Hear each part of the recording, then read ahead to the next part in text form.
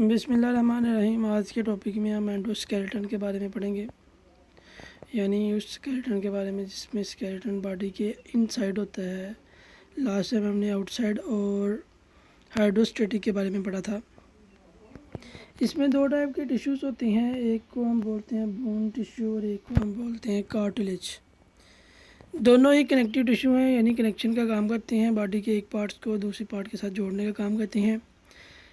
इनके अंदर यानी बोन के अंदर और कार्टिलेज के अंदर लिविंग सेल होती हैं, और लिविंग सेल के साथ साथ इसमें कोलेजन फाइबर्स, कुछ लंबी लंबी साख्तें होती हैं जिसे हम कोलेजन फाइबर्स का नाम देते हैं। आगे डायग्राम में हम देखेंगे भी।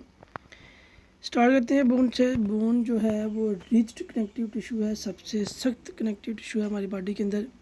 इसमें जो कोलेजन फाइबर होती हैं वो बड़ी हार्ड होती हैं।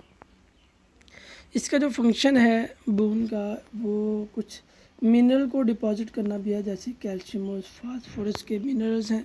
कैल्शियम और फास्फोरस को ये डिपॉजिट करते हैं, जिसकी वजह से मज़ीद इसके अंदर हार्डनेस आती है। इसके अलावा ये बॉडी के मुख्तलिफ पार्ट्स को सपोर्ट करती हैं, जैसे कि आर्म्स और लेग्स हैं। इस बोन को अगर हम डिवाइड करें तो इसके दो पार्ट्स मेन बनते हैं, एक कम्पैक्ट बोन और एक स्पंजी बोन। जैसा कि डायग्राम में देख भी सकते हो, कम्पैक्ट बोन और स्पंजी बोन दिखाई गई है। बोन को तोड़ें तो इसका इंटरनल पार्ट, ये वाला जो पार्ट है, ये वाला पार्ट, ये जो अंदर वाला हिस्सा है, इस पार्ट के को हम बोलते हैं स्पंजी। और ऊपर वाली जो तह है, ये वाली जो बारीक बारीक सी तह है ऊपर वाली, जो जिसकी वजह से हार्डनेस ज़्यादा आती है हड्डी के अंदर, उसको हम बोलते हैं compact bone. Compact bone external part की तरफ होती है, यानी ये हड्डी के बाहर की तरफ होती है। मसल जितने भी हैं, स्केलेटल मसल, वो सारे के सारे इसी के साथ अटैच्ड होती हैं, और ये पार्ट डेंस भी होता है और ये स्ट्रॉन्ग भी बोन को यही बनाता है। इसके अलावा अगर हम बात करें तो स्पंजी बोन की, तो स्पंजी बोन जो है वो उसका जो इंटरनल पार्ट होता है, ये यहाँ पे डायग्राम में दिखाया गया। ये काफ़ी पोरस होता है, काफ़ी छोटे छोटे इसके अंदर सुराख होती हैं।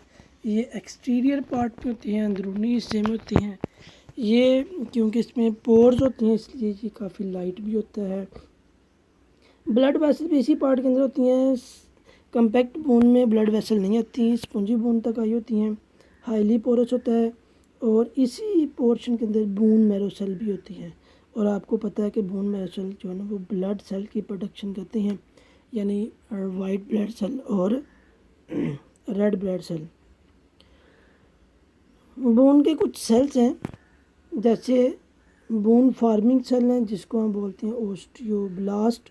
ये बोन बनाती हैं शुरू में, जब बॉडी में बोन बनती हैं तो ये कार्टिलेज की शेप में होती हैं। जब कार्टिलेज से ये बोन बन रही होती हैं तो तब ये ओस्टियोब्लास्ट से ही वर्क करती हैं।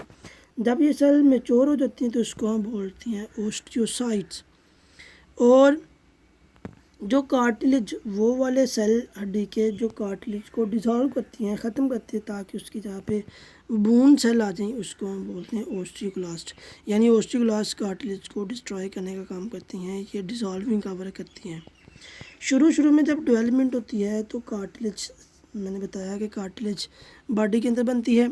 जब कार्टिलेज थोड़ी सी मैच्योर होती है तो उसको फिर बोन रिप्लेस कर देती है, उसकी जगह पे खुद आ जाती है। लेकिन ये काम हर हड्डी के अंदर नहीं होता, जैसे एक्सटर्नल पिन्ना है वहाँ पे ऐसा काम नहीं होगा, ये कार्टिलेज की ही रहेगी। लेकिन हम मोस्टली की बात करें कि मोस्टली जो बोन्स होती हैं वो पहले कार्टिलेज बनी होती हैं, कार्टिलेज की, यानी कुछ की हम बात करें तो वो कार्टिलेज से बाद में बोन में रिप्लेस हो जाती हैं। ओस्टियोक्लास्ट जो हैं, ओस्टियोक्लास्ट ये कार्टिलेज को डिसॉल्व करने का काम करती हैं, फिर बोन वहाँ पे ग्रो करती है और ओस्टियोब्लास्ट सेल आ जाती हैं, जो कि जिसकी वजह से ये बोन फार्मेशन होती है। और बोन फार्मेशन के बाद फिर ये सेल जो है वो ओस्टियोसाइट के अंदर कन्वर्ट हो जाते हैं। नेक्स्ट हमारा टॉपिक है जी कार्टिलेज के बारे में। कार्टिलेज बोन की निस्बत काफ़ी सॉफ्ट होती है, ये भी कनेक्टिव टिश्यू है। इसका फंक्शन होता है बॉडी के मुख्तलिफ बोन्स को कवर अप करना। यानी ये जो हड्डी है ना, मिसाल के तौर पर ये एक हड्डी है, तो हड्डी के किनारों पर ये लगी होती है, ऐसे यहाँ पे किनारों के ऊपर ये लगी होती है, ये इन किनारों के ऊपर, जो इसको जो ना वो चमकदार भी बनाती है और फ्रिक्शन को भी कम करने में हेल्प करती है। ये एक्सटर्नल पार्ट को या जो वो वाले पार्ट जो फ्लेक्सिबल हिस्से हैं उनको सपोर्ट भी करती है। जैसे हमारा नोज़ है, इसका एक्सटर्नल पार्ट जो है वो काफ़ी फ्लेक्सिबल है, हमारा कान जो है वो भी काफ़ी फ्लेक्सिबल है, तो इस पार्ट को भी ये सपोर्ट करती है।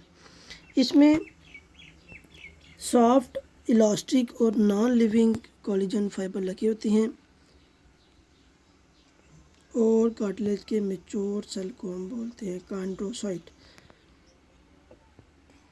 जैसे हड्डी के या बोन के हमने पढ़ा कि मैच्योर सेल को ओस्टियोसाइट बोलते हैं, तो इसको कॉन्ड्रोसाइट बोलते हैं। इसमें ब्लड वेसल बिल्कुल भी नहीं होती। इनकी दो टाइप्स हैं, एक हाइलिन कार्टिलेज और एक इलास्टिक कार्टिलेज। हाइलिन कार्टिलेज में जो है वो ह्यूमन के अंदर ये सबसे ज़्यादा यही कार्टिलेज पाया जाता है, और ये आमतौर पर वहाँ पे होता है जहाँ पे मूवेबल जॉइंट्स होती हैं, यानी हमारे घुटनों के जो जोड़ हैं, ये इसकी एग्जांपल है।